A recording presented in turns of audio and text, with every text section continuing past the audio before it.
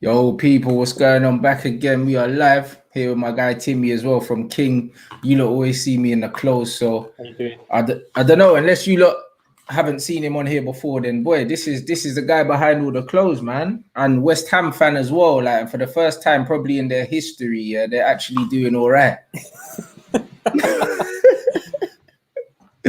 What's happening? Makes a change, man. Makes a change. Yeah, everything's cool, man. You know, as we were just chatting about just now, everything's super busy at the moment with the business. Just coming out of, well, trying to come out of this whole lockdown situation. And things are kind of getting thrown out of kilter again with everything that's going on. So just business-wise, it's like, it's challenging, but you know, you got to rise to the occasion like anything. We spoke about this like when we was in lockdown about how you got to adapt and develop your business to kind of deal with these situations. So no one can really predict what's happening. So you just got to be real fluid and ready to adapt and flexible, I think. Yeah, fair enough, man. Yeah, it's been an absolute mad one. To be fair, yeah, online stuff, even though we've been in lockdown and that, people have still been quite active online. Yeah, I think online, like our web sales, like our website's like storming. But that's partly because we've really driven our business towards like digital and a lot of our marketing and just a lot of time and effort that we're spending on campaigns and so on is all to just push people to the website. Because I think like the way I see it is that we were going just from a perspective of how people shop and what they do on their day-to-day lives online, they were moving in this direction anyway, and it was going to happen over the next 2 or 3 years, and it's just condensed that movement into like 5-6 months. So now people are doing what they would have probably done like 2 years ago. They're doing that now. So you've just got to adapt whether your business is like, you know, streaming and entertainment online, or whether it's like us and we're selling clothes and whatnot. You know, you've got to be able to sort of adapt and put more and more content out and more of effort into that side of your business. From our perspective, like the retail sector is, man, it's bad. It's like real bad. So I just can't see it ever getting back to where it was before, to be honest with you. Yeah, everything's shifting to online, bro. Regardless, whether it's fashion, whether it's entertainment, whether it's whatever. Do you know what I mean? This thing's been a bit mad. Yeah. So yeah, we've got a new collection coming out. So that's a good example, right? Like we should have had our new collection out on around the 15th of September, but because of the delays with, like, I'll give you an example. So we produce a lot of our stuff in Turkey, and when China locked down, so we went back to like February, March, H&M and all these big guys moved their production into Turkey, which then basically like all the fabric mills and all the people who make stuff over there were like chock-block. So it pushed us to the back of the queue when we wanted to get our stuff done, because all the big boys came in, and then the fabric mills started lying to our suppliers saying, "Oh, your stuff's going to be here next week," and it never would turn up because they didn't want to lose the business either way. So just keep moving on, and so like an effect of this pandemic from February, March is only now starting to kind of have an impact on us now. So like 6 months down the line. So, you know, this thing's just going to keep on going, man. Ah, fuck, that's mad. Myron said the hoodie's hard. Bruv, this is my favorite tracksuit, you know. This is my favorite one out of all of them. And I tried to get the black one. Getting that. Fucking sold out, bruv. I was fuming. It's sold out, bruv. Imagine, I saw the black one and the bottoms were gone, but the top was still there. And I'm like, who buys the tracksuit bottoms without the top, bruv? Like, I don't understand who does Some people do that. Bro, it pissed me off. I'm not gonna lie, but this is my favorite tracksuit. Like in this color, it's just mad comfortable, bro. I don't know what you man did with this one, but it's a joke. We've got like new designs coming out. I think that particular design, next like iteration of that will be like a twin set for next summer. But we just got like, I'm just looking at them now, like between now and like April next year, I don't know how many tracksuits are coming out. Maybe like 15, 20 tracksuits, something like that. Like this is a big business for us. So like there's 2 new tracksuits coming out in about a week. Then there'll be another 2 really sick tracksuits, like a kind of polyester cotton mix with like a hoodie and stuff. They'll come out in November. And then we're just going to drop like little bits and pieces. Got a new sling bag coming out. We've got loads of new hats coming. Got some new face masks, some acid wash stuff, new jeans.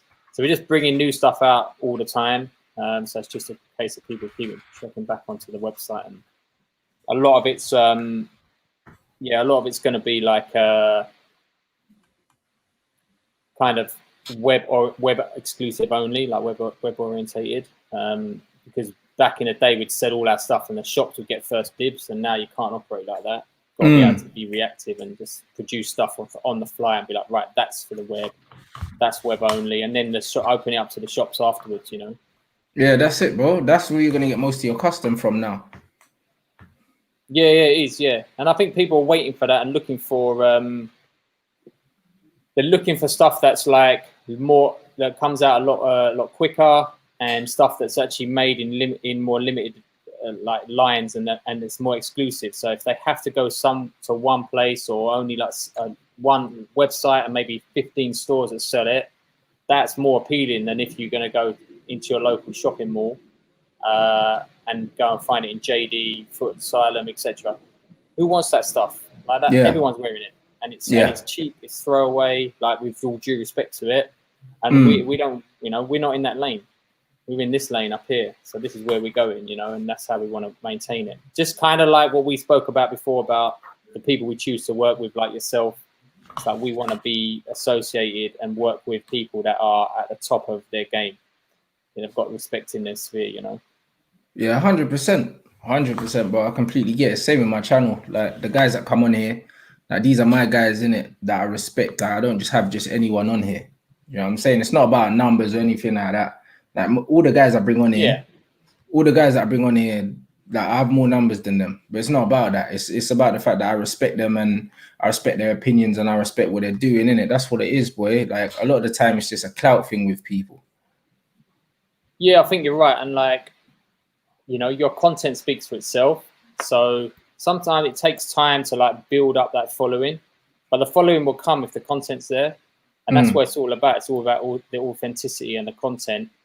If that's in the right place and you keep delivering it, it will come. The followers come. Yeah, absolutely. It's when it's contrived, or you're chasing the clout, or you're chasing the followers.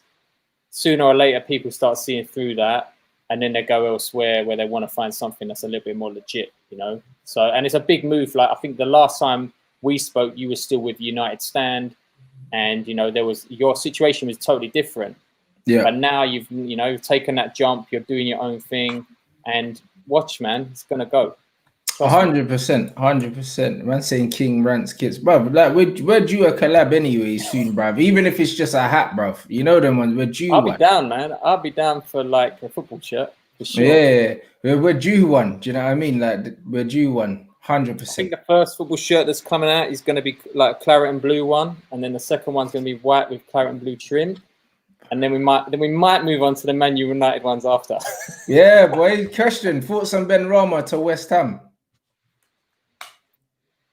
This is a long one, man. I'm going to answer this as briefly as I possibly can. Ben Rama's a sick player. He's still untested in the Premier League, but I think he's got the ability to do it. He's not a Payet, so anyone who thinks he's going to replace Payet, that's not happening. My only issue with the whole situation is, and this is nothing to do with Ben Rama, why are West Ham selling Grady Diangana when he was on par with Ben Rama last season in the Championship?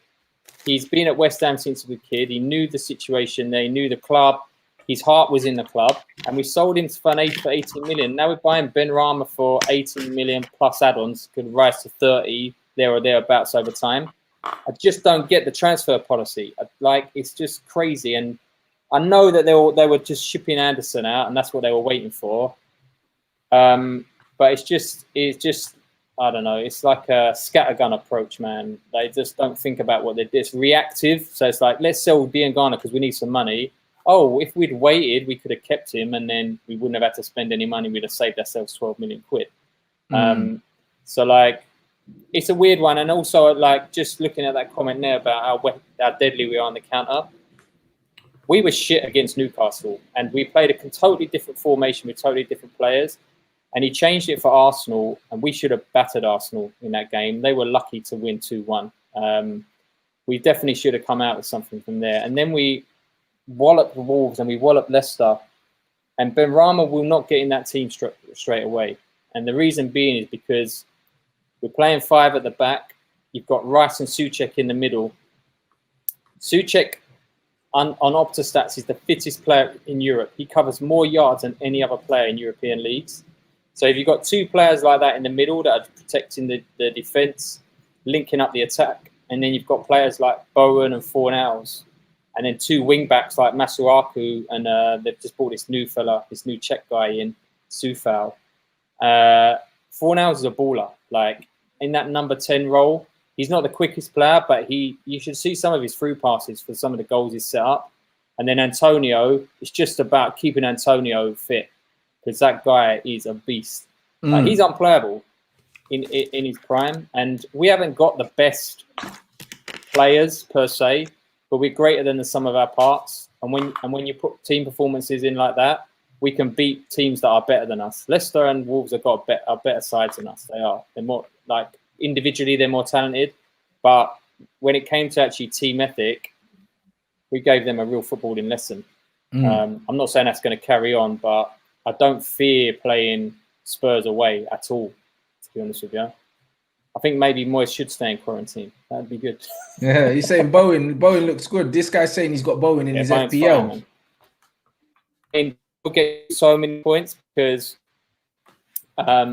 he's not the.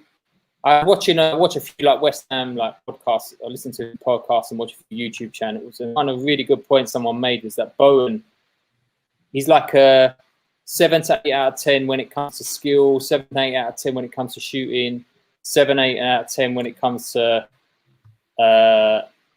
like raw talent.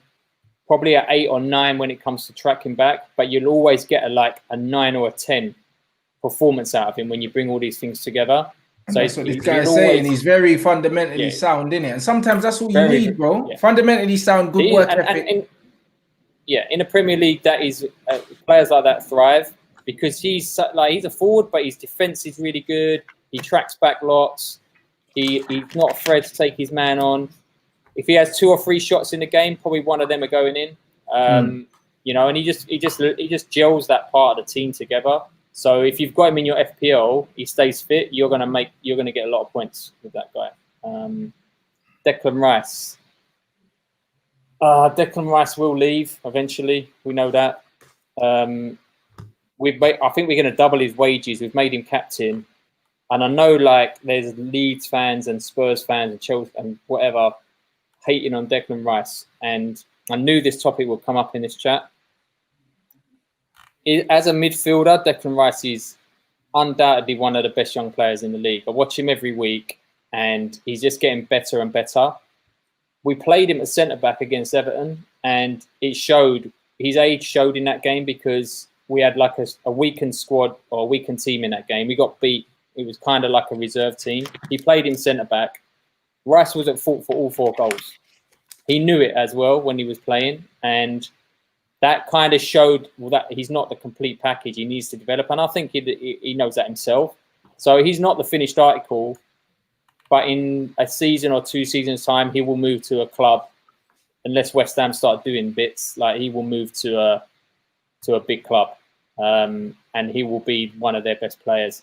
I'm actually surprised Man U ain't coming for him. Like, I just don't know. He's a Man United player though, Declan Rice. But the problem is, like our owners are useless. Your transfer policy's all over the shop. Yeah, it is. It's a joke. We've got a transfer policy of under 23s with resale value, but we're not interested in Declan Rice. Do you know what I mean? But we just signed flipping Cavani. That's over the age. We signed Tellers. That's over the age. Our transfer policy doesn't exist. It's a shambles. Yeah, I mean, it reminds me like Man U on a different level to West Ham, but the way they're conducting the transfer policy right now reminds me of what West Ham have traditionally done. So it's like, let's get a couple of big name signings in. They're kind of a bit past their prime, but you know, it's a marquee signing. Cavani is still a marquee signing, and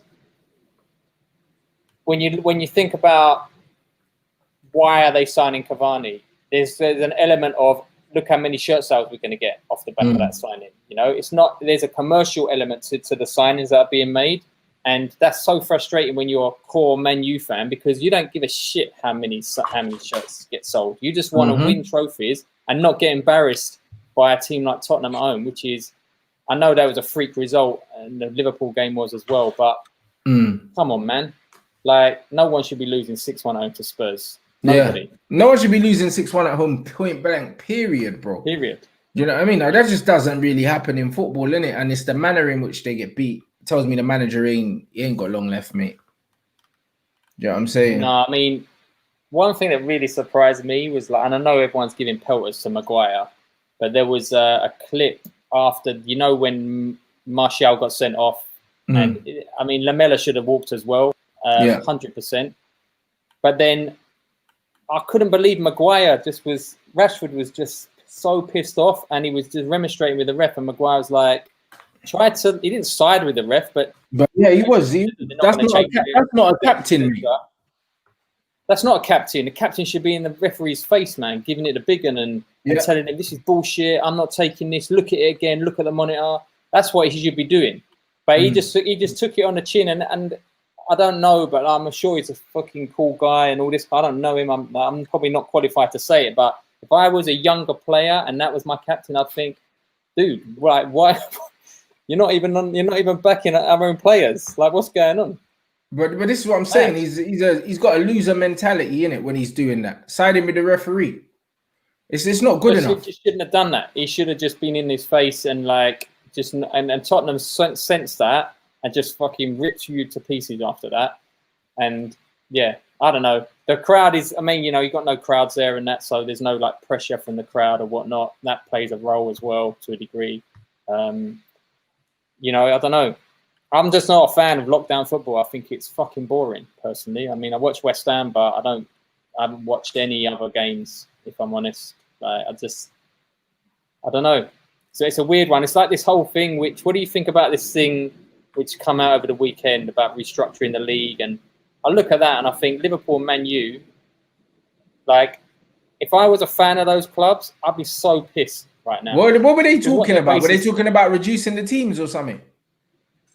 What they want to do, effectively, I was reading about it today. So this is coming from Man U and Liverpool only, right? All right, 1 second. The focus on my camera is fucking around. I'm gonna jump in and out quickly. 1 sec. All right, man.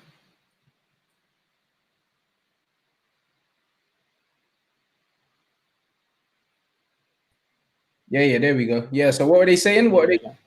So what they want to do, they want to reduce the number of clubs down to 18, and they want to get rid of the EFL Cup. And then basically what they want to do is they want to give more time for clubs to play in these like pre-season tournaments and to have more space for European games. And they're kind of like feathering, like they're sweetening the deal for the Football League by saying, oh, we'll allow money to go down and filter down to the Football League, etc. But actually what they're doing is they're just feathering their own nest. They want to make sure that the top 6 get more money and more money, and they dominate the league like for years to come. And it's just, you can see straight through it. And what they want to do, ultimately, they want a European league. That's what they want. Yeah. They don't want to, and that's why if I was a Liverpool fan or a Manchester United fan, like, would you rather play games against English teams, or would you rather play Barcelona, Real Madrid and Paris Saint-Germain every week? As a West Ham fan, I don't care if we were like elite team like Man City or Man United, I would choose English clubs all day long because there's passion, banter, there's tension, there's emotion. That's why you go to watch football. I couldn't care less about whether we beat someone in Europe, to be quite honest with you. Like, yeah, it's true. I don't care. And I think fans are like, they just, bro, if we beat a PSG, I don't give a fuck. I'm not gonna lie. I'd rather beat someone that lives down the road for bragging rights. I don't know anyone that supports PSG. Who gives a fuck? There's no needle, there's no banter, no one cares. You know, but the clubs care, and they just want to continue to make themselves richer and richer. I don't know, like, I read about it.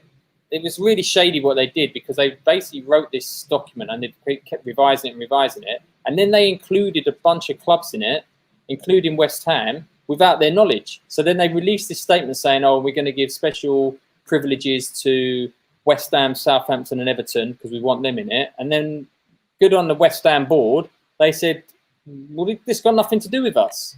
We don't want to be involved in this. We don't agree with it. And then they made a statement, it was on the BBC today, that they were like, we're not supporting this. So that was real shady. And then you have to question who's making these decisions at Manchester United and Liverpool.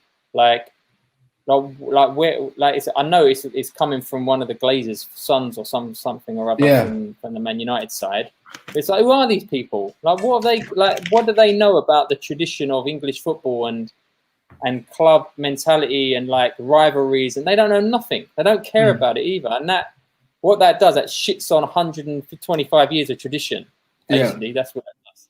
You know? And that's the 15 quid a game bullshit as well. Yeah, fuck that, man. Like, who in their right mind is doing that anyway? Just there's 20 streams a day for every game. Like, you don't need to be doing that. But the madness is with that situation, total piss take. That situation made me laugh because somebody tweeted and they were like, yeah, but if the ticket prices are 45 quid or whatever to go to the game, then 15 quid for to watch it live, at home it's a third of the price. It's not mad. But I'm like, bro, like I'd pay 100 quid to go to a fucking concert. But I'm not paying 30 quid or 35 quid to stay at home and watch the same concert on TV. Why the hell would I do that? Yeah, I mean, it's incomparable, bro. It's incomparable. It's like going to the theater to watch something in the theater live. You pay for the experience. You pay for the atmosphere. You pay for everything. I'm not paying a third of that to sit at home and watch the same thing. It's mental, and the thing is, this hasn't come from Sky and BT. Sky and BT are facilitating it. This has come from the Premier League. The Premier League clubs, every Premier League club except Leicester City, voted for this to go through. It's just greed. And what you've also got to remember is, and I don't know what the situation is at Manchester United, but at West Ham and a lot of other clubs, because I've got friends of other teams, we've had to pay for our season tickets already. We can't go to games. We have basically given an interest-free loan to our clubs because the money's gone out of my bank account. It's sitting in their bank account right now. I can't go to the games. And now you're asking me to pay another £15 plus a Sky subscription, plus Amazon, plus BT for the games that they're not going to stream. Well, West Ham I've not got no live games to be scheduled till the new year. So what, have I got to spend 15 quid for every game up until the new year? Behave. That's not happening. I'm just giving you money for the season ticket. So refund my season ticket then. But they won't do that. And it's just the Premier League, the people at the top of the Premier League just complete and utter disregard for tradition and what actually makes football in this country. Like it's still a working class pastime, working class sport, and they just don't care. Like it's disgusting, to be quite honest with you. When I saw that, it is, but they're just bleeding dry the average football fan, like he said in the comments here. Because I was in the gym the other day. United emailed me. I just put it straight to spam. You can fuck off, mate.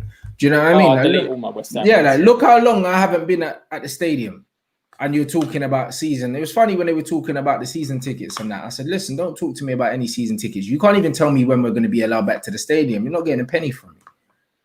Do you know what I mean? It's absolute travesty, bro. Everyone that's paid for a season ticket should at least be able to see all of their team's games for free for the whole season. You've paid for the season ticket, bro. So that should include watching the game and streaming it. I just don't think they care about fans as well. I think like now that they've had X amount of games without fans in the stadium, and they're still rolling out this whole like Premier League kind of like package. And they're just trying to continue it with this like fake crowd noise and so on. So when you watch it on TV, the experience it is different, but they're cleverly getting it to the stage where they can make it so it feels like the game is normal. And so the fans just become less and less important. It's like, oh, we don't need the fans anymore. So it's also they take your loyalty for granted, though, innit? Because they're like, you know what, they're not going anywhere. Because, like I've said a million times to people, fans are the only loyal people in football. People talk about loyalty with football players, but bro, if they get offered more money, 9 times out of 10 they're gonna go. And the same with football clubs. If a player loses a bit of form, they're gonna fuck them off, innit? Like the only loyalty comes from the fans, and they know that. So they're banking it's the only constant. That's it. So they're banking on the fans still paying the money. And what they've done is what they're smart. Like my friend was moaning today. He was like, yeah, but they've given us all this football for free all the time, and now they're charging us. I was like, bro, the best way, to get business is to create demand, innit? So that's what they've done. They've given you free things. Just like when you get Amazon, they say, oh, you can have the free Amazon trial for a month. Because once you have it for a month and you're like, oh shit, I'm getting used to this, you pay the fucking money. They've locked you in, and that's what they've done with the football. They've locked us in because they've given us so much football. We went from having no football to having 5-6 games a day to the point we couldn't leave our fucking house because we're like, shit, there's another game, And now they're going to take it all away from you. So, of course, people are going to say, you know what now? For the last X amount of months, I've been watching football every day. I need to watch it now. And they'll pay the money. Yeah, I just think there's like I mean, I don't know, man. Like this situation right now, there's a lot of people who are struggling. And there are certain sections of society where 15 quid is nothing to them. They'll pay the 15 quid and they won't notice it. But there's a big cross section of people who 15 quid's a lot of money.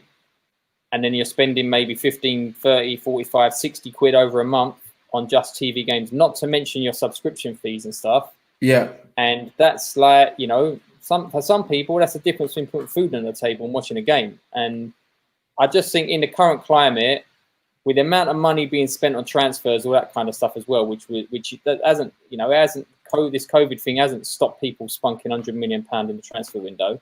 Yeah. To do that, to then put 15 quid on top for every game, I just think it's like they just misread the room real bad, and it just smacks of greed, just utter greed, and that's what the Premier League's become. It's symptomatic of just pure greed. And it's horrible. It's a horrible thing, isn't it? Because it tarnishes. Like as a West Ham fan, one thing that we've always had is just pride in our club. Yeah, like we've got a sick fan base. We're not the best team. We'll upset some big teams every season. We'll get walloped by some big teams. But we've always been a club that can be proud of their tradition, and their sort of and their working class background. And we've been dragged through the mud. Yeah, since Golden Sullivan come in and they moved the stadium and all this, we've become a laughing stock. And we get regularly when we're at West Ham and their away fans are there and they sing "You sold your soul for this shithole," and they're right, and it hurts because we know they're right, and that it's hard to describe. Like you have pride in your club, and that's being destroyed by money and greed. And that's starting to, I mean, if I was a Liverpool Man U fan, I'd be embarrassed right now about this Premier League reform thing. I'd be like, when were you going to ask us? You know what I mean? Because it reflects badly on the supporters as well. It's just, I don't know. The Premier League's in a weird situation right now. Like, they've got to get it right, you know, because, you know, I don't know, like, the fans will just end up thinking, "Oh fuck this, man! I'm not going again. I'm not going to read." Yeah, but it's getting that way anyway, brother. And that's why, like, even with like grassroots stuff now, you're starting to see big support for that now because people are fucking fed up. Do you know what I'm saying? And that's why you're seeing the followings of like you're seeing the SE Dons and all these other guys now that are doing their thing, especially the younger guys that watch us now. Do you know what I mean? I got my football team. I'm thinking of entering them into an AFA league as well.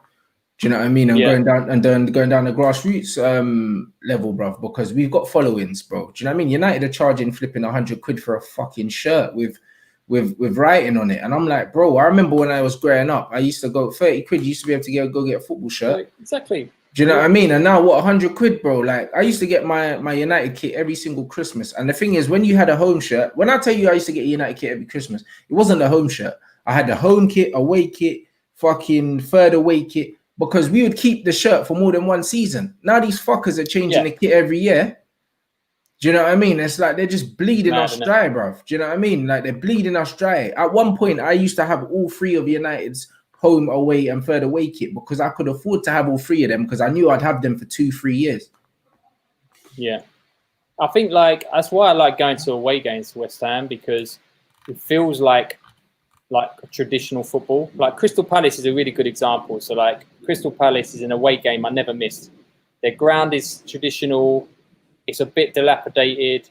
The position of the ground where it is, you can go to the pub. The atmosphere is sick, and it feels like an old school day out of football. And you're not being bled dry completely. It's, because there's a cap on away season tickets, it's 30 quid, a cap for the ticket for the day.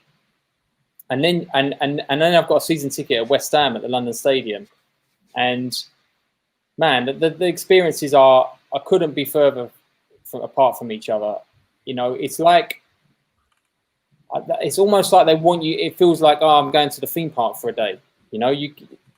The ground is in the middle of fucking nowhere, in the middle of a shopping centre. There's no atmosphere at all when you're so far away from the pitch as well, bro. Like it's one of the worst stadiums I've been to. Yeah, and it's like don't get me wrong, man. You walk into the stadium and the stadium per se is very impressive. Like it looks like something out of FIFA. Like fucking hell, man. Like this looks sick. And you watch the game and you support your team, but you can't help thinking like, man, this is like sanitized. This is a sanitized version of football. That's what this is. And as much as you're like up for it and you want your team to win, and West Ham do create a good atmosphere in there, I'm telling you right now, this is facts. If you surveyed 50,000 people who went to that stadium, 90% of them would say they'd take Upton Park back tomorrow. 90% of them, because it's not the same, and it just represents everything that sucks about football. To be quite honest with you, right now, in my opinion. This fucking gentrifying football, innit? That's what it is. It's gentrification, bro. And people will fall out of love with it. They will. They'll fall out, and what they'll do, they'll vote with their pockets. So they'll be like, I just won't bother renewing my season ticket. And then what will happen is like day trippers will start turning up in your seat, and you'll get situations where people will be like, well, I can get a season ticket there for 500 quid. I'm not a West Ham fan, but I'll go there for the big games. So when Man United are in town, or it's a derby or Man City, they'll go to them games, and then that seat will be empty for the rest of the season. And that is happening already. That's already happening over there. And you just think, man, this ain't what it's about, I think there's a lot of people just at the top of the game are just so out of touch with what actual real fans want, and it annoys me. Sometimes I'm like, let's just get relegated, because at least then we're going to go to we have more games to go to. We're going to go to some sick old school grounds. We're going to win a bunch of games. The banter's going to be sick, and it'll be like old times. But you can't do that because the money's like your fucking club will go out of existence.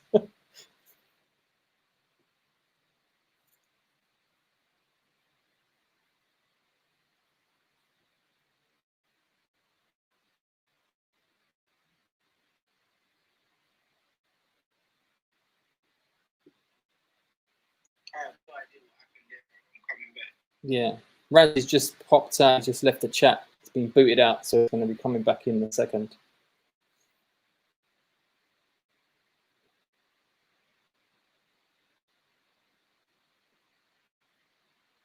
There was a kid actually earlier who was talking about Haller, and that he was a baller at Frankfurt.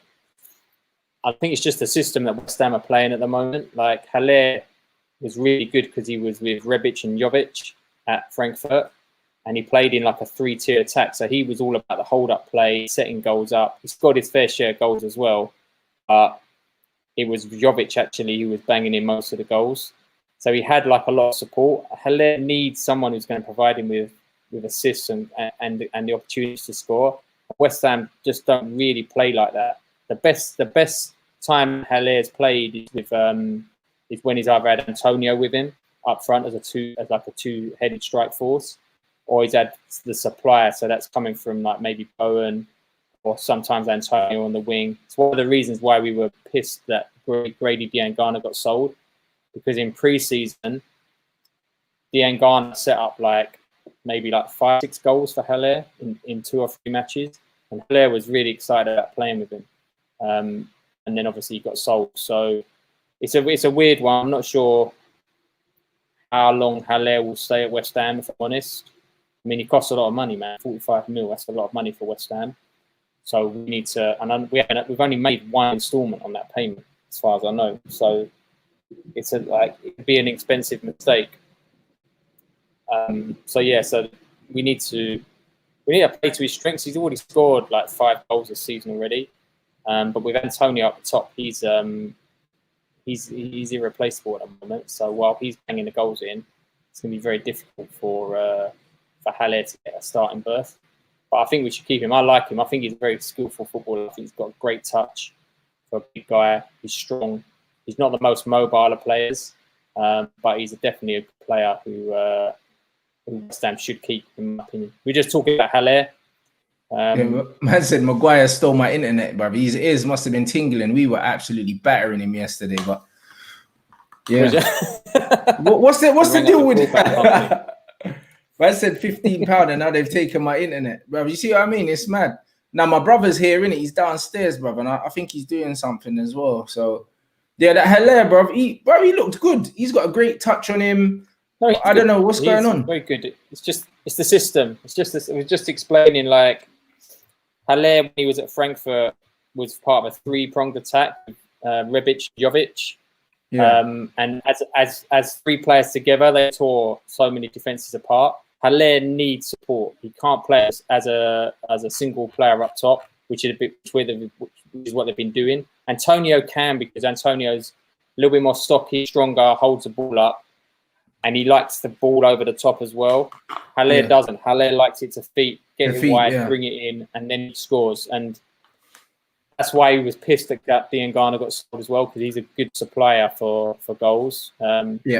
It's an odd one. We'll wait and see what happens. But Moyes has got his favourites as well. Moyes likes to play a certain system with his favourites, and Haller is going to have to settle for interchanging with Antonio, because while Antonio's playing, I don't care who's at the club, you're not getting him out of that centre forwards position.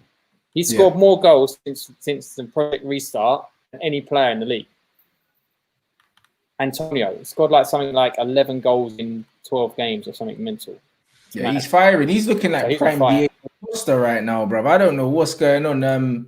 What's the deal with Moyes? Have you not warmed to him yet, or are you lot still? Is he still on fraud watch? Because you know what? It was a bit of a weird one, right? Because he came in, and within 2.5 months, no one was playing football anymore.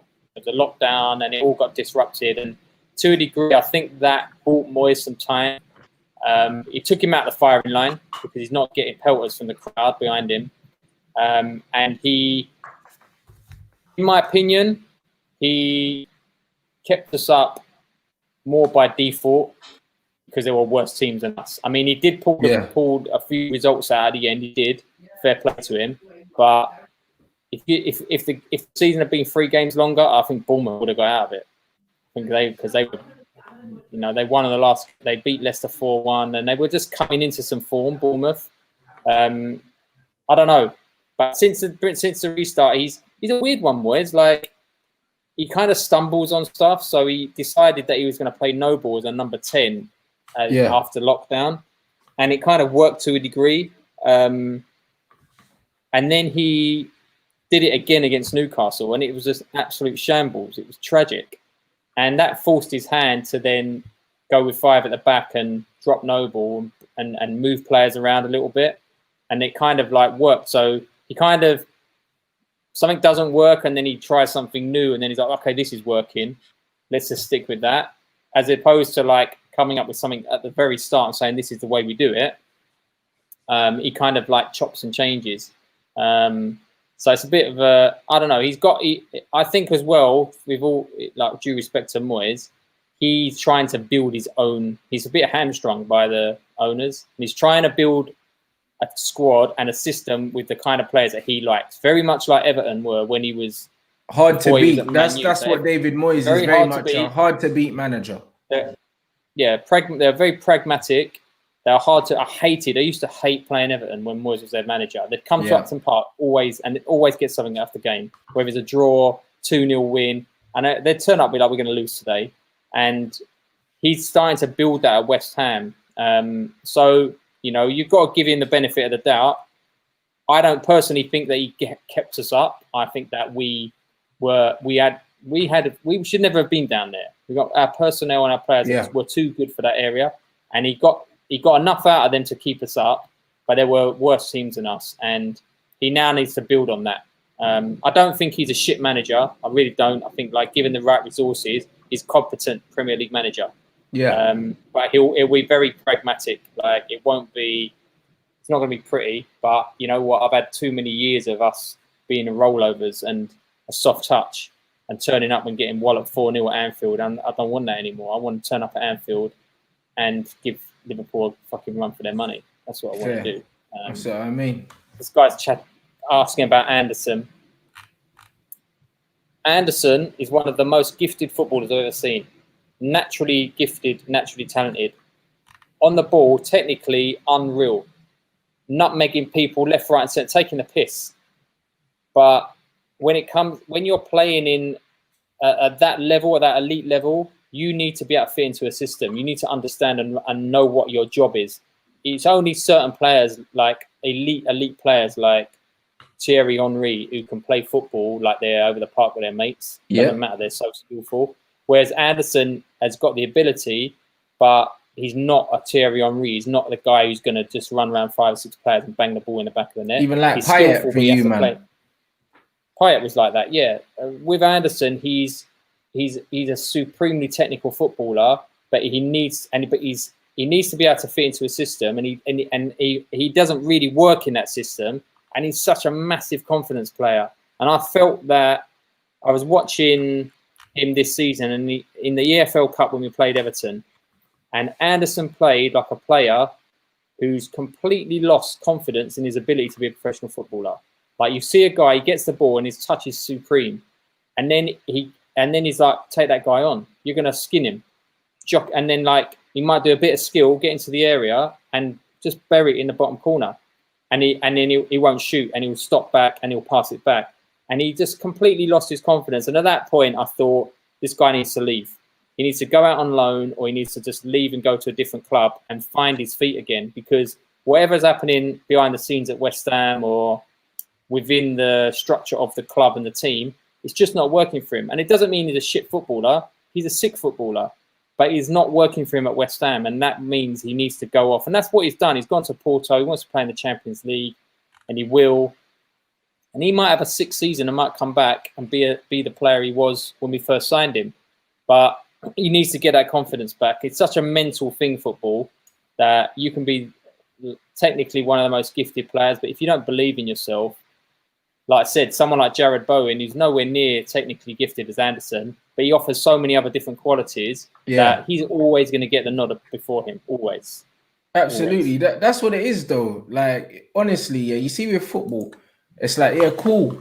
You can have all the talent in the world, but sometimes it's just the guys that do the basic things very well that can take you to the next level, bruv. Like, I'm seeing it even now. Like, it's mad, because even with my football team that I coach at the moment, I've got a mixture of players. Like, I've got some ridiculously talented footballers and that, in terms of mad skills, super flair players. You can tell that they're traditionally like 7-a-side players. But when you go out there and you're playing 11-a-side, bro, sometimes the best skill that you can have is to just fucking pass the ball quickly and move the ball quickly, you know? Like, it's nice being able to go through eight or 9 players and do the nutmegs and all that. But, bruv, sometimes the hardest players to play against are the guys that move the ball quickly. You can't get nowhere near them. When a guy takes 2, 3, 4 touches, they give you a chance. Yeah.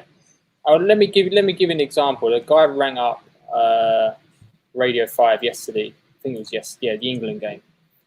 So England, I don't really watch England games. I'm not really that interested in it. But he was basically slagging Jordan Henderson off, saying he should never, ever get into the, like, he basically picked out like a couple of midfielders and one of them was Jordan Henderson. He said he should never play for England again. I don't even know how he's got into the England team. He's being carried by more talent at Liverpool and blah, blah, blah. And I just thought, dude, you are chatting so much shit. Jordan Henderson may not be the most skillful player at Liverpool. He might not be the most talented player, but he does all the dirty work that allows those players to play. Yeah, he's the motivator. He's the engine. He's the dirty tackler. He's the guy who tracks back. He's the guy who keeps shores things up between the defense and the attack. Without that player, it's over. Though you're going to get sliced open by the better teams. And you need players like that to allow the good players to play. 100%, and they are integral. They're such an important part of a good outfit, and people just don't we're in a society nowadays, right, where people, it's fucking 10-second TikTok, Instagram society. They just want to see flair and 15-second montage of the best goals by Eden Hazard or whatever, right? Yeah. And then he's like the baller, and he's a baller, but you're never going to get a 15-second clip of Jordan Henderson breaking up play because it's not marketable, But those players are the players that keep those teams going. Like this guy, when he doesn't stand out, he's had a good day. Exactly, because he's not done anything wrong, and he just kept recycling the ball, kept the game moving. And there's so many people who watch football who just don't understand the fundamentals of how you pull teams together and structure and discipline. I play a lot of football. I used to play quite a high level when I was younger, and even now I still play for like 5-7 aside every week. And when I've got a team, so we mix the teams up every week. And when I've got a team of people who understand discipline and structure, we batter everyone. We have like a tournament every week. And then you can have a team where there's 5 flair players, and we might win one game 5-0, then we might lose 5-0 because there's no discipline. There's no like structure, organization. No one knows their roles. And there's like, you see it every time we go and play. It's like, man, first thing we do is we need to decide who's playing where and what your role is, because otherwise these are going to run rings around us. And half the time it's all about structure and discipline. And that's why Declan Rice, like, I think he's such a good player because he just does all the shitty, dirty work. He does it all, and like he gets plaudits for it at the moment because he's that young kid coming through. But if he was a 28-year-old journeyman doing the same thing, people would, people would just say like, who the fuck is this guy? But that's all it is, brother. Like man saying Masuaku and unlocking our attack, we really found our formation. How do you feel about 5-3-2? Yeah, I think I agree with that. I think Cresswell was in a bad place at the start of this season. I mean, everyone was fucking hammering him and saying he's washed up, he makes too many mistakes, so on. And the problem with Cresswell is that he's a little bit older now, and he's not good enough to be that attacking fullback who's good at defending, but he's running up and down the wing. He's too old for that. So moving him inside into the 3 of the centre back gives Masuaku, who's an awful defender but a great attacking wing back, he gives him license to go up and down the pitch and not have to worry too much about defending. And then you can bring Cresswell in to just cover anyone with Masuaku's not tracking. So it's right. It has unlocked that potential for both those players, and they complement each other really, really well, I think. And yeah, when it's just one of them at a fullback in like a 4-4-2, it's bad. That's when West Ham are getting battered. But with a 5 at the back, we're a lot stronger. Like I said, we haven't conceded any. We got one. I think we might even have the best defense in the league at the moment. What? I might be wrong about that. Yeah, but it'll be up there because you lot are doing very well. We've only conceded 4 goals all season. But there you go. So you got to be up there, boy. We concede more than 4 in one game, so you're doing all right. Yeah. We got some hard games coming up, man. We've got Tottenham, Liverpool. I swear, Man City are in there. But yeah, I'm not scared. I mean, when after that Newcastle game, I was like, "Fucking hell, man, we're going to be bottom, no points in November." But now I feel like I think we'll be all right. There you go. You said last time you had Payet. Yeah, you're scoring goals now, bro. You have to say, like, I mean, love will hate David Moyes, but it looks like you've turned a corner. Paul, as far as my league stuff is coming out, it should be out at some time this week, innit? It should be out sometime this week. All the stuff are going to be uploaded same time on all the respective channels, innit? So until then, there's going to be no like league promo and stuff like that. We'll just upload it all at the same time and then you'll see it.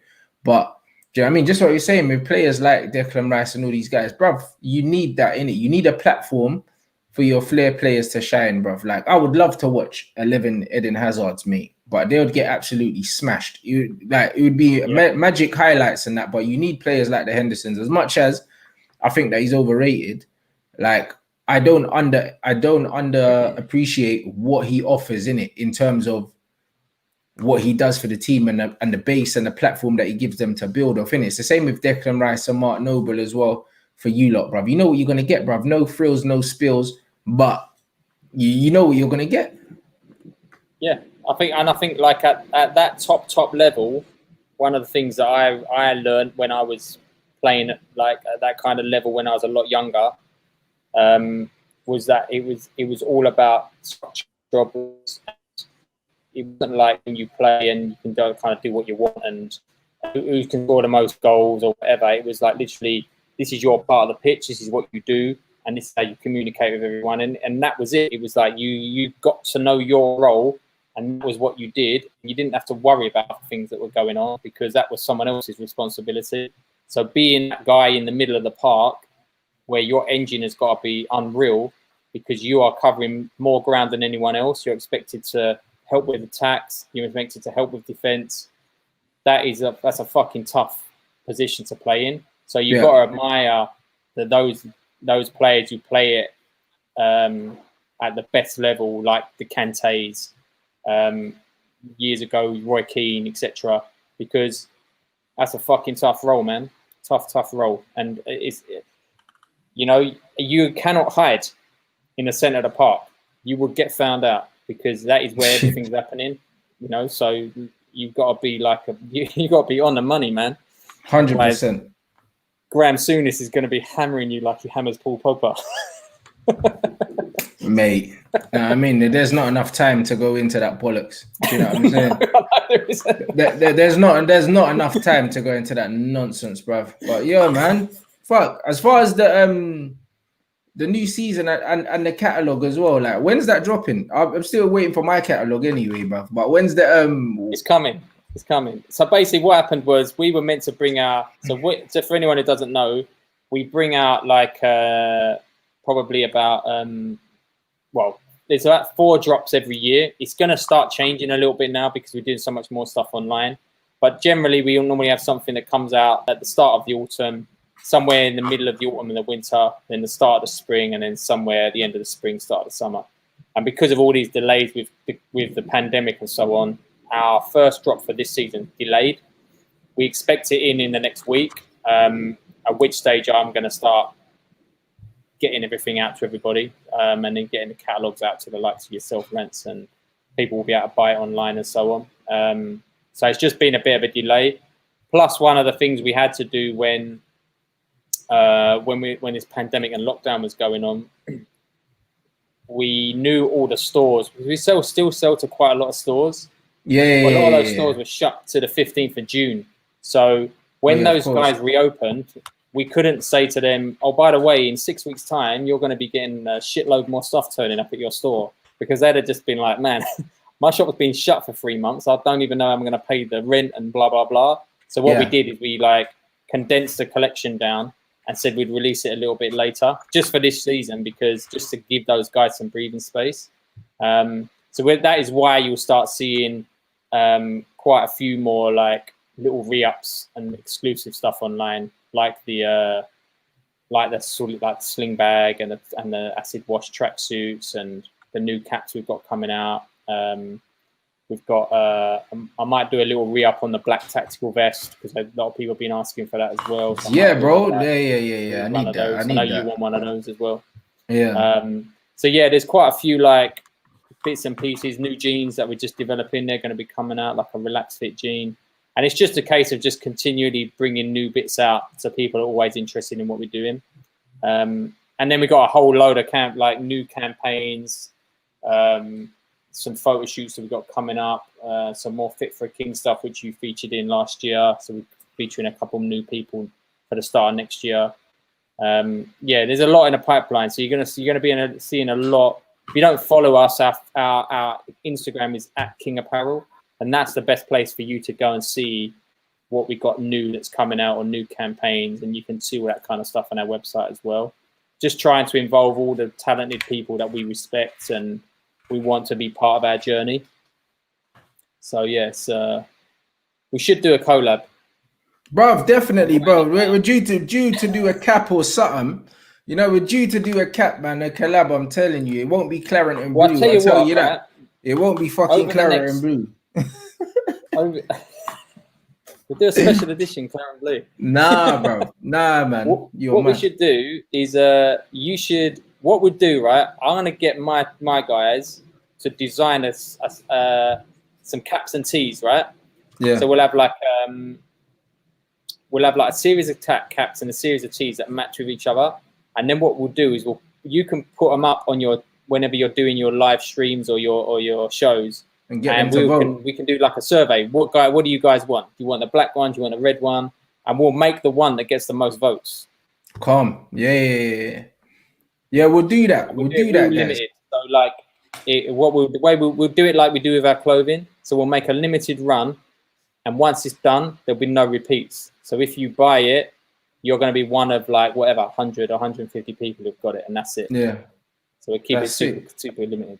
Look, my man said, yeah, like he said he called you as well, bruv. They had the medium hoodie and not the bottoms. It happened to me, bruv. I'm medium as well, fam. The same thing happened to me. Said Khan, you gotta be quicker when the releases come out. You gotta have your browser open as soon as that newsletter arrives. That's it, bro. The same thing happened to me, bro. Like I get priority and I missed it. Do you know what I mean? So that tells you, bro, like snooze, you lose. Stuff sells out. Yeah, it sells out quick now, and the thing is like, so what people need to understand is that we make limited runs for a reason, and we don't repeat stuff for a reason, because we want you to feel like it's exclusive. If I made a black tracksuit and then made another 1,000, then another 1,000, and you went out and you saw another 10 kids wearing the same thing, you'd think, why is everyone wearing the same tracksuit as me? What we want is for you to go out and be like, I've never seen anyone else wearing this. You know, and that's the idea behind it. Is like, if you see something online and it's there, buy it, because the chances are when you come back again, it's not going to be there. We had a situation like that with this summer collection. So because of everything that happened, the sales were really, really, really strong. And I kept getting people emailing us saying, when's that collection going into sale? And I was like, I don't know. Like, I'm not sure it's going to make the sale. And so you get these people who wait. They will never pay full price for it, and they'll wait. They think it's going to go down. And then that stuff came out in March, still not being in sale. So now they're disappointed. Oh, you sold out in this, and it's like, dude, that stuff was there for 3 months, and you never bought it, and now it's gone. I'm not making it again. That is the way that we do things. So like, people are disappointed, but when it's there, they can get it. And there's certain styles that will sell out within we have one hat sold out within 2 weeks, I think. Whole lot gone. Yeah, gone. And that's it. We don't repeat it. So a collab would be sick. I'm down, bro. Collab. I'm down. We could do that. I reckon a hat is a good way to start it. Yeah, these man will swallow it up though. We'll only do 100 though. Yeah, we'll do a very limited run. Yeah. We'll only do 100 because between all the sizes, they'll go quick. Yeah. Hats are always good because they're like one size fits all, so no one ever gets disappointed. But I think a hat and tee combo would be nice. Yeah, that absolutely fly, man, to deliver. Yeah, they do international deliveries as well, because we've had guys from India and that buying. So yeah, it gets there, bro. Yeah, we ship everywhere, globally, all around the world. No, I'm saying, so we're absolutely there. We'll definitely do that, bro. That will absolutely bang. No, I'm saying, and yeah, it'd be sick. What happened to the cargos as well? I missed those as well. I missed the flipping cargo pants. Don't talk to me. They're coming. I know I keep saying this, right? Bruv, them cargo pants, I've been waiting for those for I swear, guys, about 4 drama. This is the biggest drama I've ever had with one item of clothing in 15 years. Those pants were meant to be in March this year, and that factory got locked down. So that particular factory is in Nepal, and they're militant over there. So like, what would happen was they would. It's not like in the UK where they might lock down a city here or a city there. They basically have these zones. So they go from the center and they go out like this. And what they do is they lock down certain zones. So if you've got like a bunch of people who work at a supplier who I don't know, they might wash the garment or they might package it or sew it. These guys don't live in the center. They live in zone 3 or 4. So what was happening was from March onwards, they were like, no one's allowed to travel in between zones. And they would lock it down, and they didn't just lock it down like us. They locked curfew. You weren't allowed out of your house from I don't know, after 9 p.m. And you're only allowed out once between 8 a.m. and 9 p.m. or something mental. And this just kept going on, and then they'd open it up, and then a week later they'd lock it down again. And they'd open it up, and they'd lock it down. So the factory could never ever get their shit together, because when they were bringing their staff back, they were like, oh, now they've got to go back home again. So it just went on, and now finally they're on the plane. So cargo pants will be on your legs, Rants, in maybe 2 weeks' time. Make sure I get the 2 mediums. I don't care, as long as I get my medium. Let's hope they don't sell out, yeah. Nah, just make sure I get my black ones and my khaki ones. It's calm, bro. No, that's standard, man. I've got you. And they were good. I want a pair. But that's all right, bro. That's fine. But then put yours aside and mine aside, and we're good. You know, like that. So yeah, they are highly anticipated. I've had so many calls and questions and emails about those pants, because we put them up in March. It says coming soon, and it's been like that all summer. And every time I'm like, oh, they're coming, and then they'd be like, no, they're not. Are they coming? No, they're not. And I'm like, I've just got fed up now of answering people's questions, because it's embarrassing, man.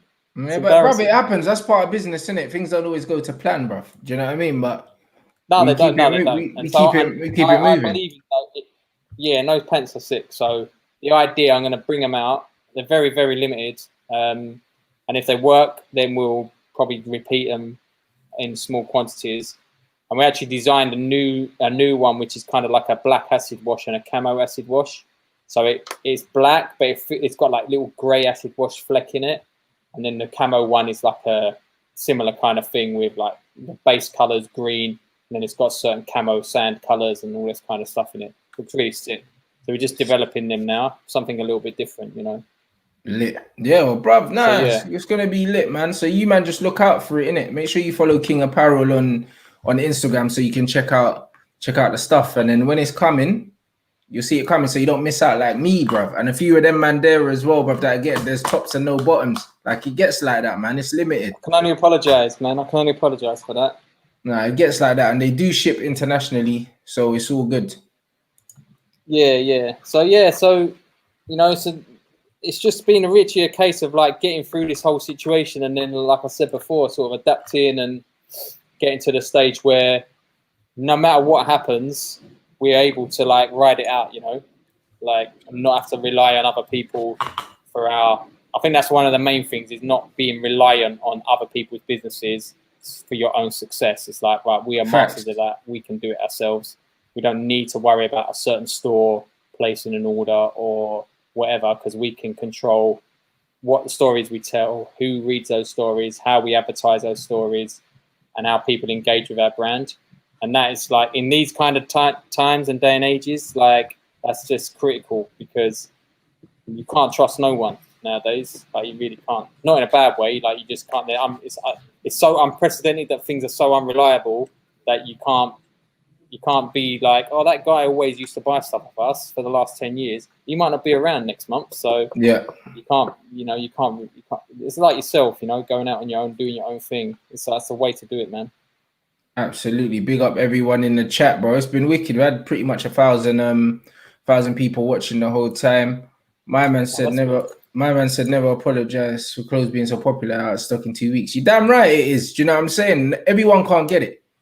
Do you know what I'm saying? Not everyone can get it, bro. But like that's the beauty of limited stuff. Like even I love wearing the clothes because I love the clothes, innit? I get people messaging me all the flipping time to wear clothes, but I won't wear something that I don't like, innit? Like you can't pay me to wear it. So it's one of them ones where I have to wear clothes that I like, and also I don't like wearing stuff that everyone else has. I've never been that guy. Do you know what I mean? When people say, where did you get it from? There, you can have a look. If it's there, you can get it. If it's not there, do you know what I mean? And the thing is, especially like some of the oldest King stuff that I now have, do you know what I mean? Literally, I need a new wardrobe. like literally need a new wardrobe because I've got no space in my wardrobe for all my tracksuits. But the beauty of it is when I pull out the old shit, everyone's like, yo, that's sick. Where can I get it? You can't. Yeah. Do you know what I mean? And that's what I love about keeping it limited and trying to also come out with like new ideas and fresh designs all the time, and just trying to take it to that next level, because I don't know, like fashion and trends and streetwear, they're like they all kind of move in the same circle, but they're slightly different. So like everyone who's watching this will know about like, oh yeah, I don't know, 3 years ago skinny jeans were all the rage, and then like maybe tie-dye was like in, or whatever, like sling bags were massive like 2 years ago. So there's certain things that are trends, and you'll find certain brands will just jump on that trend, and they'll be all about that. But true brands are brands that are able to have an identity that runs all through all their collections, yeah? And they might dip into certain trends, but there's a core identity that runs all the time, regardless of what trends are going on. And that's what we're always trying to do. It's like, when you see an item of clothing that we've made, if you're familiar with brands and so on, you will know it's from our brand. You'll know straight away just by looking at it and be like, okay, yeah, that's definitely a King top. That, whether it's got a big logo, a small logo, the color, the design, or whatever we've done with it, it's obviously and like quintessentially ours. And that's really, really important, because that's what your whole brand relies on. It's like a strong identity that people can relate to. Facts. It's really important. You can't flip-flop between like logos, and 1 minute you're like a brand for all the geezers in Love Island, and then the next minute you're a Roadman brand because that particular culture is popular, and suddenly you start making fucking tactical vests and military jackets and all this. Like, doesn't work. It's like, well, what are you? I don't know what you are. Like, what does your brand represent? You know, so you have to kind of have like a core identity that runs through it, and then just dip in and out of trends. So people because then people, like you said, there's something about the brand that you like, that you identify with. And, you know, if I started making, I don't know, like super skinny spray on jeans with like super tight gym t-shirts, you'd be like, the fuck is this? Like, that's not it. Like, what are you doing? Like, so for you, that confidence that you have in it is because, okay, now I know what these guys' identity is. They're not going to deviate from that. And I'm almost guaranteed there's going to be something that I like in a new collection. And that's really important, because then you keep your core customer happy. Facts. Nothing but facts. Big up everyone watching all over the place. You look, slap the like button. I think we're a few away from 500 likes, bruv, which is good, bruv. That's we don't take less than 500. International audience tonight. It always is, bro. To be honest, bruv. Big up everyone subbed in. Let us know where you're watching from, bruv, before we wrap up. Trust me, we got people from everywhere in here, bro. That's why I said international shipping is vital, because like even with my football shirts, the links in the description, guys. The guys that I collab with for my football shirts to just supply my football shirts, they're like a local British business, bro. And honestly, they never did international shipping before they worked with me, and now they're trying to get their head around it, because they're getting this from all over the fucking place. Look, we got India here. So they do like the shipping for you. Yeah, because what they do is they get the kits in, they brand them, so they do the embroidery, and then they ship them, and then obviously they take whatever money they make, and then I get whatever I make after. But look, we got India in here, we got Arizona here. Do you know what I mean? And it's like, it's mad. Yeah, Birmingham, cool. Nepal, Toronto, Kenya, Sacramento, like, bruv, that Cyprus, bruv, this is what it is. So, Rants, I'm saying up for your kit with the number on the back. Come on, my guy. You know what I mean? Cyprus, Somalia, Kenya, Barbados, bro. That's what I'm saying. So, like, if you ain't got international shipping, it's tense. Like, these guys, I know I'm working them hard, because like it's all guys going abroad. I mean, Bradford's in the it's building. Easy. Like, it'd be super easy to do something like collab wise. Super That's easy. it. Pakistan, Mumbai. Yeah, bruv, let's do it, man. Connecticut, South Africa, Ghana, Ethiopia. You know what I mean? It's like, bruv, everywhere. That's a reach. That's a good reach, man. That's it. Cape Town. They're going to struggle to like ship to some of them places. They are. Like, logistics set up, it's hard. Exactly. So like, I'm stretching them. I know that, innit? Vietnam's here. You definitely are, man. But this is, bruv, it is what it is, innit? That's the power of the internet, bro. I mean, New York City, Swaziland. They're going to be loving your stuff, man. They're going to be like, what else can we make for you? So it's maybe cool, like bro. Teacups, key rings. Oh, bruv. You could do a line. You know, you could do a merch line, man. Easy. Yeah, but do you know what I mean? The football shirts, big up everyone. Do you know what I mean? Supporting the boys and that. Like, I'm gonna. So how many colors do you make in the shirts?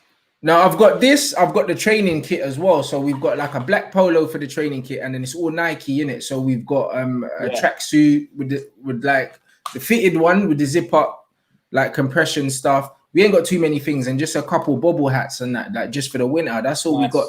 So we've got like 6 pieces, nothing too mad. Do you know what I mean? It's all Nike dry fit, so it's good quality.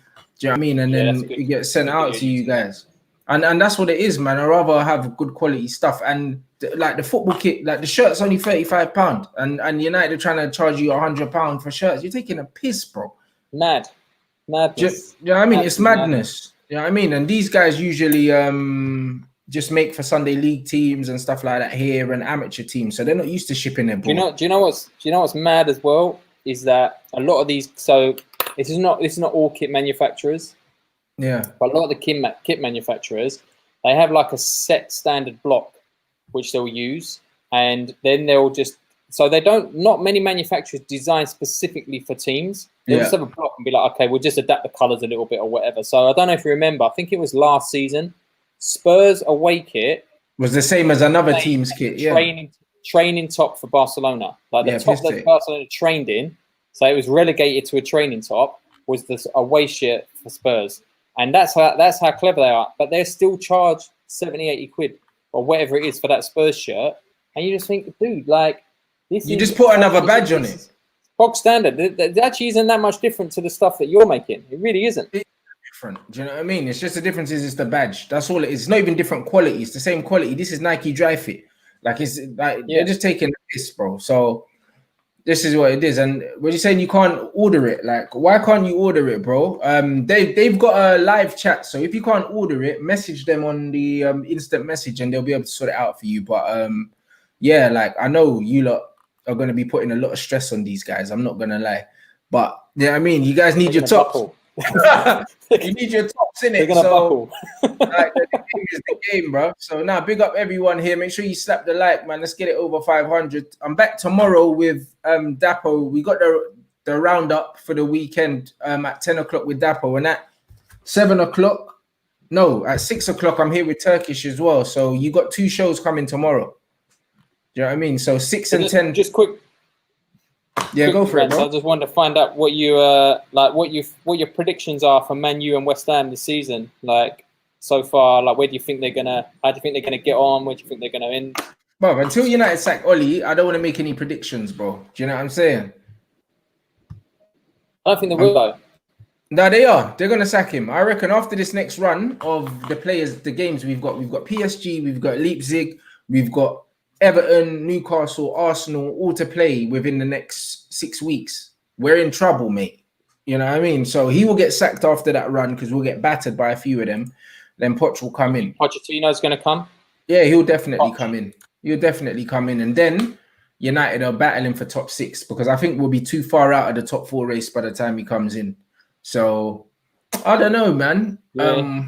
I just want to get rid of this manager now because I'm thinking long game, innit? Like, I'd rather... Oli gets sacked, and then I'll look at this season as a free hit for the manager. But West Ham, brother, I think you lot will be all right. I'm not gonna lie. I think you'll be okay. I can still hear you. Yeah, I think West Ham will be. I think we'll be all right this season. Mid-table consolidation. We just got to get rid of the owners. But there you go. But we're on the same boat, but we can't.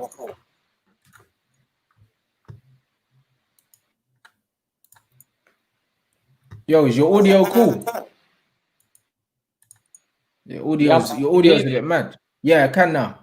That's good. That's good. Yeah, my headphones ran out of batteries. Okay, no worries. But yeah, we're in the same boat. We need to get rid of the owners, bruv. Yeah. So I think West Ham are going to sell. I think within a year West Ham will have new American owners. There's a lot of more Americans. So we'll see. We'll see what happens. Nice one, man. But yo, man, it's been a good stream, man. Big up everyone in here. Make sure you go follow King Apparel as well, boy, so you can catch the latest drop and you don't miss out. You know what I'm saying? And I'll there's new stuff coming out. Keep an eye on it. Next 10 days or something like that, we'll be dropping them some new stuff. And then there'll be new product going in like every 2 or 3 weeks all the way up until Christmas. So just keep an eye on it. Sub to our mailing list if you haven't done already, because you guys will get all the fresh information and drops before anybody else. And you'll see Rants wearing it because I've got to send him the catalogue. is waiting for that patiently. Phew. So I'll be sending that to him shortly. So yeah, just keep supporting, and hopefully I'll drop in on one of these chats again, like in the next couple of months or something, when West Ham are in the Champions League positions.